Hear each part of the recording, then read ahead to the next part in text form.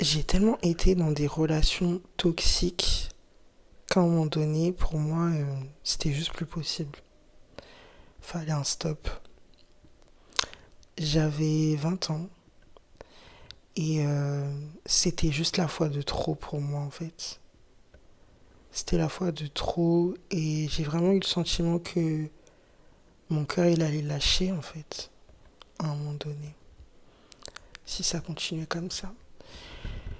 Et donc du coup, j'ai commencé à faire des recherches sur comment se sentir mieux avec soi-même. Et pour être honnête, quelque part, je me sentais pas coupable, mais vraiment responsable. Pour le coup, je me suis dit, qu'est-ce qui m'a pris d'avoir des gens comme ça dans ma vie, en fait, d'accepter des gens comme ça dans ma vie, vraiment. C'est vraiment la prise de conscience que j'ai eue. Et du coup, je me suis dit, faut que je me ressaisisse, en fait. Et en vrai, je sais pas ce qui m'a pris. Je sais vraiment pas ce qui m'a pris. Et pour comprendre ce qui m'a pris, il faut que je regarde qui c'est en vrai, parce que je comprenais pas en fait. Et quand t'as pas les réponses, faut les chercher. T'as capté? Ça veut dire que j'ai commencé à regarder sur internet, me renseigner sur les amitiés toxiques, les relations toxiques, etc. Et puis j'ai entendu parler des blessures émotionnelles. Et pour moi, ça a été mon déclic, vraiment. Donc j'ai acheté un livre sur les 5 blessures de l'âme.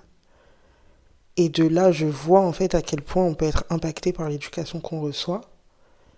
Et je me rends compte que ouais, c'est en fait ce qu'on m'a inculqué en fait. On m'a inculqué des principes et des valeurs pour moi-même qui faisaient du bien aux autres, mais pas à moi en fait. Donc on m'a appris à mettre les autres à l'aise, on m'a appris à mettre les autres bien, on m'a appris à ce que les gens soient bien avec moi, tu vois. On m'a élevé comme ça, mais moi j'étais pas bien à mettre tout le monde bien sauf moi, tu vois. Je savais même pas comment me mettre bien en vrai dans les relations, tu vois. Pour moi, être bien, c'est être entouré, t'as capté. Sauf que c'est pas suffisant, t'as capté. Ça suffit pas d'avoir des gens autour de toi. C'est qui ces gens-là, tu vois? Qu'est-ce qu'ils t'apportent dans la vie de tous les jours? Faut comprendre. C'est quoi leur rôle en fait, tu vois? Et donc j'ai commencé à me poser toutes ces questions-là et tout, me remettre en question en fait finalement, tu vois, et vraiment en profondeur, comprendre quelle blessure me vient d'où, pourquoi j'ai ci ou j'ai ça, c'est pourquoi en fait, j'avais besoin de comprendre. Et au cours de mon cheminement, j'ai écrit justement des e-books d'introspection personnelle et émotionnelle pour comprendre l'impact de l'éducation et se reconnecter finalement à sa réelle identité, à l'identité qu'on est avant les blessures justement. Et par la suite, j'ai créé des programmes d'accompagnement parce que je me suis dit, en fait, c'est beaucoup plus grand que j'ai été trahi un jour, tu vois. On est élevé en fait, nombreux d'entre nous, à être ça, tu vois. Et pourquoi? Dans quel sens? Et au-delà de l'éducation que j'ai reçue, moi j'avais envie de comprendre pourquoi j'ai reçu cette éducation. Moi, c'est pas juste j'ai reçu ça et vas-y, passons. Non, non, non. Pourquoi j'ai reçu ça? Pourquoi? Qu'est-ce qui lui a appris à mon père de me faire tout ce qu'il m'a fait, genre de me traiter comme ça, etc. Qu'est-ce qui lui a appris ma mère, pareil, de me traiter comme elle m'a traité en fait. Qu'est-ce qui leur a appris? C'était mes parents. T'as vu, aujourd'hui, moi je suis avec des enfants des fois, et ils me saoulent de ouf. T'as capté? Je vais pas te mentir, voilà. J'aime bien les gosses et tout, mais jusqu'à un certain moment, t'as capté? Viens reprendre ton gosse là. Et, euh, et j'arrive pas à lever la main sur un enfant en fait. Genre, c'est. Même si ça a pu me traverser l'esprit dans le passé, je te mens pas. Genre, tu te dis, je vais lui mettre une gifle. Mais tu vois, sur le moment, au moment où faut mettre la gifle, ça me dépasse en fait. T'as vu? J'ai déjà tapé un enfant sur les mains, genre qui faisait des bêtises et tout, mais ça m'a fait tellement mal au cœur, j'en ai vraiment pleuré en fait. Même, vas-y, un enfant qui marche pas vite et tout, tu le pousses et tout pour qu'il avance. Genre, en fait, pourquoi tu fais ça, genre? Parce que t'as vu, moi, si je suis avec quelqu'un dans la rue et que je marche pas vite, que la personne me pousse, en fait, elle va me saouler, genre, on peut s'embrouiller, je me casse, tu vois. pourquoi tu fais ça parce que c'est un enfant? C'est pas juste. Genre, c'est pas normal. Genre, mais en fait, il y a quoi? Genre, t'es bizarre. Au pire, porte l'enfant. Sors plus tôt. Marche à son rythme. Je sais pas, trouve une solution. Mais tu t'en prends pas à un enfant physiquement, en fait. C'est trop bizarre de faire ça. T'as capté? Et vraiment, tu vois, ce que je te cite, c'est arrivé une fois à chacune, genre. T'as capté? Mais pour autant, ça m'a fait mal, genre, tu vois. Vraiment, je me suis vraiment senti pas bien et tout par rapport à ces choses-là. Donc vraiment, ouais, je voulais comprendre comment des parents qui mettent leur enfant au monde, ils en arrivent à être violents physiquement ou même psychologiquement, tu vois, avec des mots durs et tout. Genre, comment tu peux insulter un enfant, tu vois? Comment t'en arrives là? Et finalement, dans les conversations que j'ai pu avoir avec mes propres parents aussi, parce qu'on a eu plusieurs conversations, des assises, etc., où eux, leur justification, c'est on a été éduqués comme ça, nous aussi on a reçu ça, et pour autant, voilà, on est venu en Europe, et on a continué à envoyer de l'argent à nos parents, on a continué à s'occuper d'eux, et quand il fallait les enterrer au besoin, etc., bah, c'est nous qui nous sommes déplacés, etc. Genre, loyauté familiale, quoi. Ok, mais ça me dit pas pourquoi, en fait. Sur base de quoi? Parce que c'est la famille, et après, genre. Qui vous a appris à traiter la famille comme ça, genre? Qu'est-ce qui vous fait penser que la famille c'est ça en fait? C'est pas ça la famille. Moi je suis d'accord avec le point de la loyauté familiale, mais pas sur les points qu'on pense, dans le sens où je vais pas me taire parce que c'est la famille. Je vais pas faire semblant parce que c'est la famille. Je vais pas, comment dire, tolérer parce que c'est la famille. Ça c'est hors de question. Je te serai loyal dans le sens où je suis une personne loyale. Et parce que t'es ma famille, peut-être que je te mettrai encore mieux que quelqu'un que j'aurais rencontré, tu vois. Mais c'est tout en mode. Tu fais un truc bizarre, famille pas famille, t'as fait un truc bizarre, Mago. Ou mon gars. T'as capté? Donc, ouais, quand j'en arrive à toutes ces questions-là, etc., j'en arrive aussi à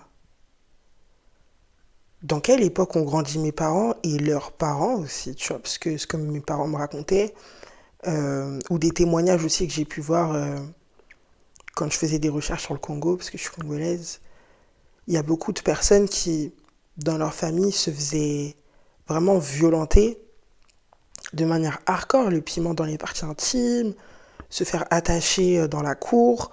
Enfin, c'est de la torture en fait que nos parents et nos grands-parents ont vécu, tu vois. Et c'était dans le cadre familial, mais pourquoi c'est normal ça dans le cadre familial, tu vois. Et j'en arrive justement au fait que bah, mes grands-parents, ils ont vécu la période coloniale et mes parents la période précoloniale. Donc, j'ai fait des recherches également sur bah, quels sévices on faisait vivre pendant ces périodes-là et dans ces milieux-là. Et bah, t'as tes réponses en fait. C'est. En fait, ils grandissent dans une violence qui est totalement normale, tu vois. Je dis pas que ça a été le cas pour tout le monde et que tout le monde est comme ça, mais on est nombreux. Et parce qu'on est nombreux, il faut en parler en fait. Parce que si on n'en parle pas, ça se perpétue. Et le truc, c'est que moi, personnellement, je faisais des recherches identitaires, mais au niveau spirituel et religieux, tu vois. Donc, pour moi, j'avais déjà cette notion de... On nous a donné les religions pour nous mettre en esclavage mental, tu vois, pour avoir peur de bah, de se rebeller ou de, tu vois, se rendre compte qu'en fait, ce qu'on a vécu, c'est du sale et qu'il faut chercher à se venger, etc. Le fait d'avoir peur de l'enfer et d'un Dieu qui va renvoyer son fils de nouveau sur terre ou d'un Dieu qui va te punir si tu fais du mal, etc., au lieu de pardonner, bah, ça maintient des gens dans un silence, en fait, qui n'est pas normal, au final, tu vois. Je dis pas qu'il faut aller tuer les gens, mais on n'est pas censé se taire en fait sur ce qui nous est arrivé à un moment donné dans l'histoire. Et moi je pense que tout va ensemble, tu vois. Parce que la terreur qu'on inculque à une personne, et cette personne va l'inculquer dans sa famille, bah, t'as plus besoin de lui faire à un moment donné, tu vois. T'as plus besoin de le frapper que il le fait lui-même. C'est, c'est des choses qui ont été inculquées pour moi, justement, pour maintenir ce cercle vicieux. Parce que même si, admettons, demain tu sors des religions, t'es plus religieux ou religieuse, et qu'il t'est arrivé des choses bizarres dans ta famille, parce qu'il y a la loyauté familiale d'après la culture, etc., tu vas penser que vaut mieux se taire et vas-y, je fais ma vie et je passe à autre chose. Sauf que non. Ok, t'es parti, ok, t'as grandi, ok, ceci, ok, cela. Mais même si c'est pas avec eux que tu règles tes comptes, bah, règle les comptes. Parce qu'il y a quelque chose de pas normal qui se passe et que si on continue comme ça, bah, on court à notre perte en fait au final. Malheureusement, on court à notre perte. Et moi, c'est quelque chose qui me fait peur.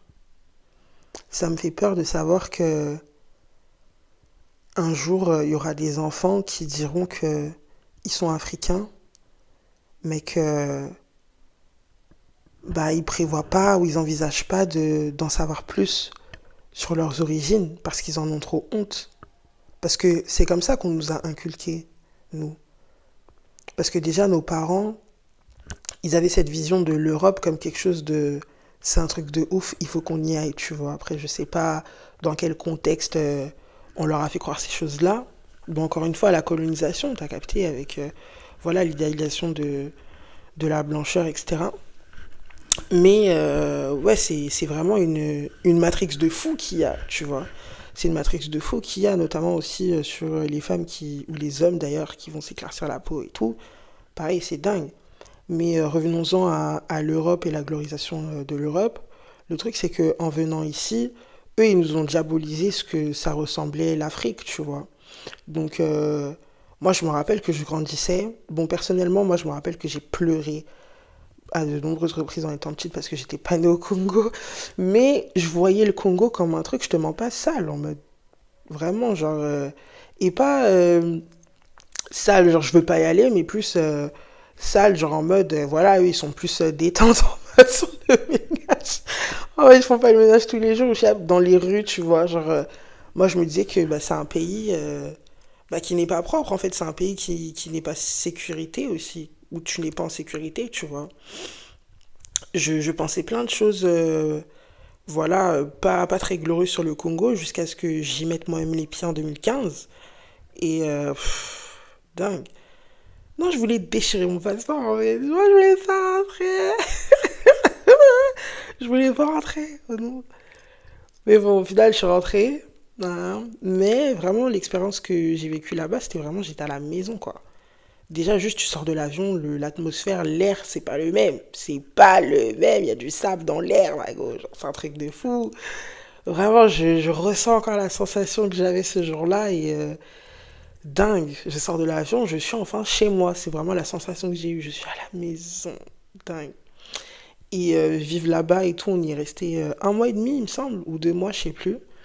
On est resté quand même assez longtemps. Et des fois, je sortais seule et tout, je marchais dans les rues, tout ça. Parce que j'avais une tante qui habitait à quelques rues de là où on louait. Et bon, je sortais avec mon frère, hein, j'étais pas toute seule, mais voilà. Des fois, je sortais toute seule, juste pour aller acheter du crédit, et c'était vraiment juste en bas. Mais c'était bien, genre, c'était bien, ça faisait pas peur. J'avais pas le droit d'être seule parce que j'avais 15 ans, mais c'était bien en fait, c'était super bien. Je me sentais à la maison, c'était cool, il y avait des activités, il y avait des animaux, il y avait la famille, et les gens ils parlent lingala. Genre, en fait, oh, c'était trop bien! C'était tellement bien, vraiment c'était super super bien. Et donc, le fait d'y être allé comme ça m'a vraiment bah, reconnecté avec un gros sentiment d'appartenance que bah, j'avais jamais réellement senti comme ça. Et du coup, en revenant, bah, j'avais besoin de me connaître en fait. Après, j'ai pas fait le cheminement d'introspection tout de suite, mais il est venu pas très longtemps après. Voilà, donc j'ai toujours eu ce sentiment de vouloir appartenir et puis j'ai ressenti l'appartenance en étant au Congo. Et aujourd'hui, je suis contente. En 2026, voilà, on voit beaucoup d'images du Congo, des belles choses. On parle beaucoup des conflits aussi qu'il y a là-bas. Donc l'histoire, elle continue de s'écrire. Et il y a des interventions. Je suis vraiment... moi, je suis contente de l'évolution qu'il y a autour de mon pays et autour de ce que je peux en voir. Donc voilà un peu qui je suis, mon cheminement, pourquoi la guérison émotionnelle, pourquoi la colonisation, pourquoi l'éducation, pourquoi la spiritualité, pourquoi cette vie. Bah c'est un peu ça, hein. Ça a commencé comme ça s'est passé comme ça pour moi. Et du coup voilà, j'ai vraiment hâte de vous raconter mon histoire, de vous raconter un peu ce que j'ai vécu. Pour le moment, bah, je vous partage ça.